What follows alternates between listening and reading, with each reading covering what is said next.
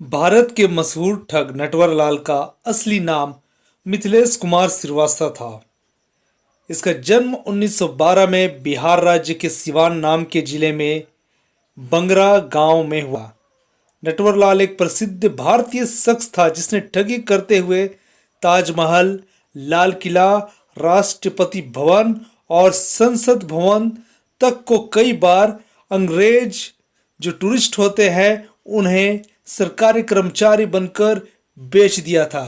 हालांकि नटवरलाल के नाम से एक फिल्म भी बनी है जिसमें अमिताभ बच्चन ने किरदार निभाया है और आपने अक्सर फिल्मों, टीवी और किताबों में नाम पढ़ा और सुना होगा नटवरलाल, जिसने इतिहास के पन्नों में अपना नाम दर्ज किया। साथ ही साथ भारत के कुछ सरकारी दफ्तरों, वकालत और कुछ पुलिस स्टेशनों में भी अपना नाम दर्ज किया और हमेशा के लिए ये मशहूर हो गया। तो आइए इस नटवरलाल के बारे में जाने। इससे पहले आप अगर हमारे चैनल पर नए हैं या वीडियो को पहली बार देख रहे हैं तो चैनल को सब्सक्राइब करना बिल्कुल भी ना भूलें। दोस्तों, नटवरलाल का जन्म बिहार के सिवान जिले के जीरादेई गांव में हुआ था। 1912 ईस्वी में नटवरलाल एक रईस जमींदार यानी कि उसके पिता का नाम था रघुनाथ श्रीवास्तव, उनके घर में ये बंदा पैदा होता है। मिथिलेश कुमार उर्फ नटवरलाल अपने घर का बड़ा बेटा था। मिथिलेश कुमार यानी कि नटवरलाल पढ़ने लिखने में एक औसत छात्र था, ज़्यादा तेज दरार नहीं था। उसे पढ़ाई की जगह में फुटबॉल और शतरंज खेलना ज़्यादा पसंद था। मैट्रिक की परीक्षा में फेल होने के बाद मिथिलेश कुमार के पिता ने उसे बहुत मारा, जिसके बाद मिथिलेश कुमार उर्फ नटवरलाल सीधा कोलकाता भाग जाता है।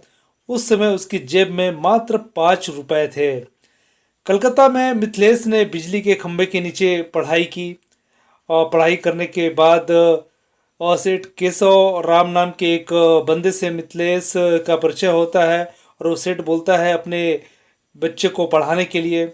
मिथिलेश सेठ के बच्चे को पढ़ाना स्टार्ट करता है, लेकिन इसी दौरान नटवरलाल अपने ग्रेजुएशन की एग्ज़ाम के लिए सेठ से पैसे मांगता है, लेकिन सेठ पैसे देने से इनकार कर देता है और मिथिलेश कुमार सेठ से चिढ़ जाता है। और उसके बाद जो मिथिलेश कुमार यानी कि नटवरलाल है वो सेठ को रुई की गांठ दिलाने के नाम पे 5.5 लाख रुपए उस सेठ से ठग लेता है। अब सेठ से ठगी करने के बाद जब नटवरलाल को काफ़ी आसानी से पैसे मिल जाते हैं तो उसे इस काम में मज़ा आने लगता है और वो अपने इस कला को पहचान जाता है और वो निश्चय कर लेता है कि अब मैं अपने इस काम को आगे बढ़ाऊंगा। तब एक बार की बात है जब मिथिलेश का एक पड़ोसी था सहाय, उसने बैंक में कुछ ड्राफ्ट के पैसे जमा करने के लिए दिए। जब मिथिलेश यानी कि नटवरलाल बैंक जाता है तो वो उसके हस्ताक्षर को हूबहू कॉपी कर लेता है और कॉपी करने के बाद वो सहाय के अकाउंट से बहुत बार पैसे निकालता है। तकरीबन 1000 से 5000 निकालने के बाद और उसे और भी हिम्मत बढ़ जाती है। उसके बाद वो निकाले हुए पैसे से अपनी पढ़ाई को पूरी करता है और वहाँ से कलकत्ता से ग्रेजुएशन करता है और ग्रेजुएशन करने के बाद वो शेयर बाज़ार की दलाली में उतर जाता है। शेयर बाज़ार की दलाली करते करते वो वकालत में भी अपना हाथ आजमाता है और कुछ कानूनी दाव पेच भी सीख जाता है और लोगों की जो सिग्नेचर है उसे कॉपी करने में उसे महारत हासिल हो जाती है।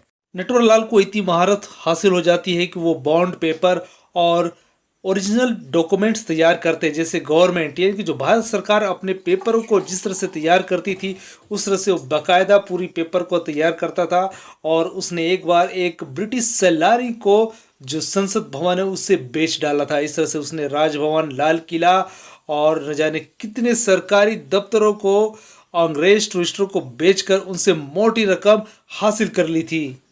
नटवरलाल की और एक कहानी है जिसने वो एक घड़ी दुकान वाले ओनर को लूटता है। जी हाँ, दिल्ली का कनॉट प्लेस सुरेंद्र शर्मा की घड़ी की दुकान थी। एक दिन सफ़ेद कमीज और पैंट पहने एक बुढ़ा आदमी घड़ी की दुकान में जाता है, यानी कि नटवरलाल, और खुद का परिचय तत्कालीन वित्त मंत्री नारायण दत्त तिवारी का पर्सनल स्टाफ DN तिवारी के रूप में देता है और दुकानदार से कहता है कि प्रधानमंत्री राजीव गांधी के दिन अच्छे नहीं चल रहे हैं, इसलिए उन्होंने अपने पार्टी के सभी वरिष्ठ लोगों को समर्थन के लिए दिल्ली बुलाया है और इस बैठक में शामिल होने वाले सभी लोगों को वो घड़ी भेंट करना चाहते हैं। तो मुझे आपकी दुकान से 93 घड़ी चाहिए। दुकानदार को पहले तो इस आदमी की बातों पर शक हुआ, लेकिन एक साथ इतनी घड़ियों को बेचने के लालच में वो दुकानदार खुद को नहीं रोक पाया और नटवरलाल की बातों में आ गया।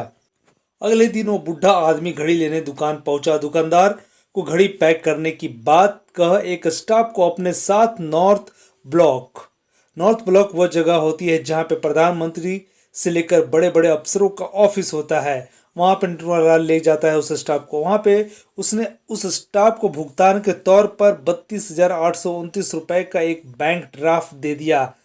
2 दिन बाद जब दुकानदार ने ड्राफ्ट जमा किया तो बैंक वालों ने बताया कि वो ड्राफ्ट फर्जी है।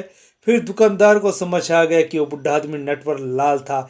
और इसके बाद वित्त मंत्री वीपी सिंह तो कभी वाराणसी के जिला जज का नाम तो कभी यूपी के सीएम के नाम पर नटवरलाल अलग अलग शहर में दुकानदारों को चूना लगाते रहा। नटवरलाल ने सैकड़ों लोगों को धोखा दिया और 50 से अधिक नामों का इस्तेमाल किया। वह हमेशा ठगी के लिए शहर बदलता रहता था। लोगों को धोखा देने के लिए उपन्यासों से पढ़कर आइडिया इस्तेमाल करता था। ठगी में नटवरलाल इतना साथी था कि उसने 3 बार ताजमहल, 2 बार लाल किला और 1 बार राष्ट्रपति भवन को और 1 बार संसद भवन तक को बेच दिया था। नटवरलाल ने संसद को बेचने के लिए डॉक्टर राजेंद्र प्रसाद का फर्जी साइन भी सीख लिया था, जिस वजह से लोग आसानी से उसके झांसे में आ जाया करते थे। नटवरलाल पे 100 से ज्यादा मुकदमे दर्ज हो गए थे, वो भी पंजाब, हरियाणा, उत्तर प्रदेश, मध्य प्रदेश जैसे राज्यों में। नटवरलाल को 9 बार गिरफ्तार किया गया था, लेकिन हर बार वह जेल से भागने में सफल रहा। उसे जालसाजी के 14 मामलों के लिए दोषी ठहराया गया था और 113 साल की सजा सुनाई गई थी, लेकिन उसने मुश्किल से 20 साल जेल में बिताए। आखिरी बार जब उसे 1996 में गिरफ्तार किया गया था तो उस समय उसकी उम्र 84 साल थी, लेकिन वह पुलिस को चकमा देने में फिर से कामयाब हो गया था। जब नटवरलाल 1996 में अरेस्ट होने के बाद जेल में अपनी सजा को काट रहा था, तब उसकी अचानक तबीयत खराब होती है और उसका जो वकील है वो कोर्ट पे एक अर्जी देता है कि नटवरलाल को यानी कि मिथिलेश कुमार को अच्छी ट्रीटमेंट के लिए दिल्ली एम्स ले जाना होगा, जहां पे कोर्ट ने उसे परमिशन दे दिया और 3 पुलिस वालों के साथ वो एम्स के लिए रवाना हो जाता है। जब ट्रेन नई दिल्ली रेलवे स्टेशन पे पहुंचती है और तीनों पुलिस वाले नटवरलाल को उठाकर व्हील चेयर से जो बैठने वाली जगह होती है वहां पे बैठाते हैं, लेकिन नटवरलाल बहुत ही शातिर तरीके से एक कांस्टेबल को अपनी दवाइयाँ लाने भेज देता है और दूसरे कांस्टेबल को चाय लाने भेज देता है और तीसरे को भी किसी बहाने से भेज देता है। उसके बाद नटवरलाल वहां से फरार हो जाता है, लेकिन जब तीनों पुलिस वाले वहां आते हैं तो उनके पैरों के तले से जमीन खिसक जाती है, क्योंकि वहां पे नटवरलाल मौजूद नहीं होता है। उसके बाद नटवरलाल दोबारा कभी भी किसी को दिखाई नहीं देता है और ऐसा भी कहा जाता है कि नटवरलाल की जो आखिरी यात्रा थी यानी कि जो उसका क्रियाक्रम था, दाह संस्कार था, वो रांची में किया गया था, लेकिन पुलिस ने उसके लिए भी जांच पड़ताल की और कुछ परिचित लोगों को रांची में पूछताछ की, लेकिन वैसा कोई भी सबूत नहीं मिले। 2009 में मामला फिर से एक बार उजागर होता है जब नटवरलाल के वकील एक पिटीशन दायर करते हैं कि अब नटवरलाल इस दुनिया में नहीं है तो उसके खिलाफ जो भी केसेस चल रहे हैं उन्हें खत्म कर लिया जाए, क्योंकि जब नटवरलाल 1996 में पकड़ा गया था तो उसकी उम्र तकरीबन 84 साल थी और अब ये 2009 का साल है जो तकरीबन उसकी उम्र अब 97 या 98 हो चुकी होगी, लेकिन अब तो वो जिंदा ही नहीं है, क्योंकि इतने साल तक आम आदमी अब तक जीते ही नहीं है। तो हालांकि बाद में कोर्ट ने उसके सारे जुर्मों की जो फाइलें हैं वो बंद कर दी। नटवरलाल को अपने किए पे कोई भी शर्मिंदगी महसूस नहीं होती थी। वो बोलता था, ना मैंने बंदूक चलाया और ना ही मैंने किसी का चाकू दिखा, मैं लोगों से पैसे मांगता था और लोग मुझे पैसे दे देते थे, इसमें मेरा क्या कसूर है। तो दोस्तों, इस तरह से नटवरलाल ने बहुत सारे लोगों को ठगा था, चाहे वो टाटा के कर्मचारी हो या फिर रिलायंस धीरू भाई अंबानी के कर्मचारी हो। नटवरलाल ने चूना लगाने में किसी को नहीं छोड़ा था और इसी वजह से नटवरलाल की जो गुनाह है वो भारत के इतिहास के पन्नों में दर्ज हो गई। दोस्तों, आज की कहानी कैसे लगी? अगर कहानी अच्छी लगी तो कमेंट बॉक्स में कमेंट करके जरूर बताएं। अगर आप और भी किसी विषय में या किसी के ऊपर सच्ची घटना की कहानी जानना चाहते हैं तो कमेंट जरूर करें, हम आपके लिए वीडियो जरूर बनाएंगे।